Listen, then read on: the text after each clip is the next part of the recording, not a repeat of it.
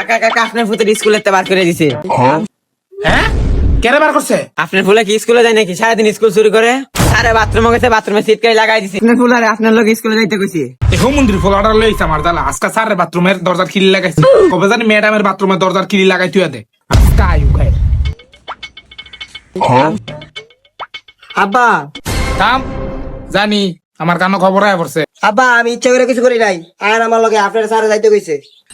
ও মন্দির ফলারে পড়ালেখা করে হুদু দি সপ্তাহে একবার স্কুলে যাস? না না না না, আমি স্কুল যাইতাম না। আর তোর ফলার সব বা আব্বা আব্বা আরে না আব্বা, আমার লগে তোমার যাইতে কইছে, নাহলে আমার টিজি দা বার করে দিব স্যারে। এই হো মন্দির ফলা আজকে স্যার সিট খেয়ে লাগাইছে, কবে জানি ম্যাডামের বাথরুমে সিট খেয়ে লাগাই তুই পরে।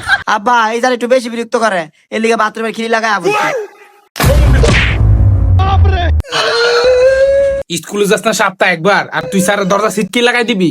তোর পড়ালেখা বাদ। আমি যেন কাম করি হানি নিজের বোঝাটা নে, তোর এন কাম লাগাই দিবি। আব্বা স্যার যাইতে কয় নাই, যাইতে কইছিল শান্তি ম্যাডামে। হ্যাঁ ও মন্দির পুত্র শান্তি ম্যাডাম যাইতে কিছু তুই আমার আগে কবি না?